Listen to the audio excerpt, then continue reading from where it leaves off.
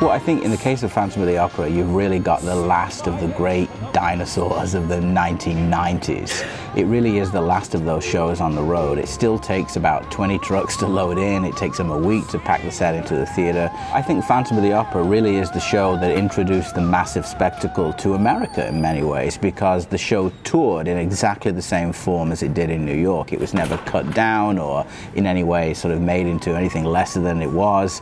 And so as a result, people associate it with a level of theatrical spectacle that's almost unparalleled.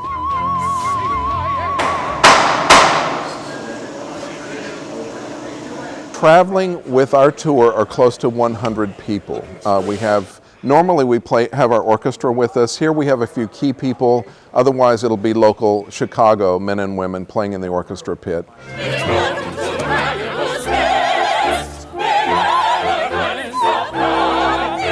Maria Bjornsson, the designer of Phantom, she did the sets, the costumes, the makeup, the hair. So a lot of the visual look of the show is hers.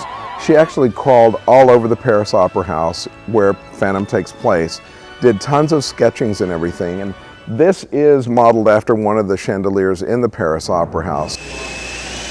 It took about 5 months to build in 4 scenic houses. There's a steel frame, there are molded plastic and fiberglass pieces on it. There's all the wiring within it, and there are 35,000 crystal beads. They're resin, but a crystal-looking bead.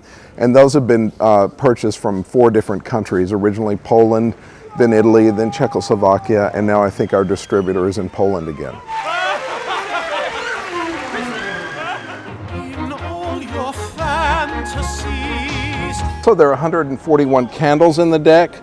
We have these little hinged lids. The candle is in here. It will telescope up and you can see the flame on it. Turn your face away from the garish light of day.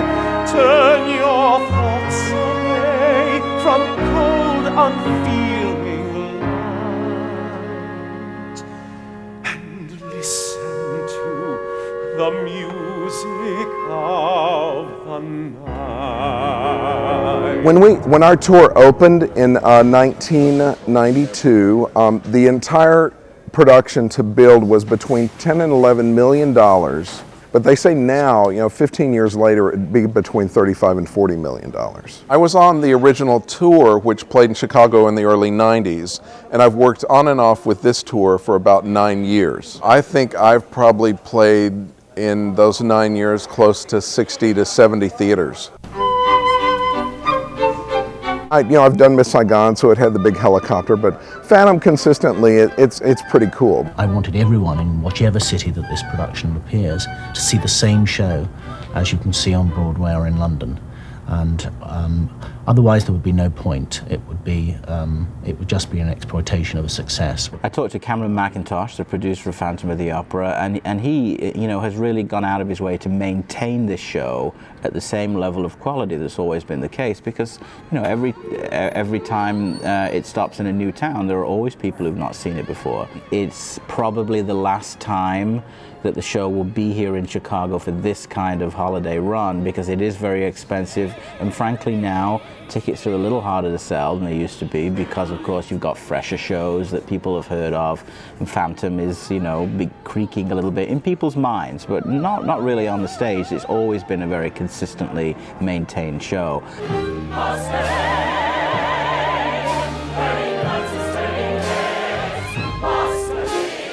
Is it an avant-garde piece of art? It is not. Is it a mainstream entertainment that people have enjoyed for the last generation? It most certainly is.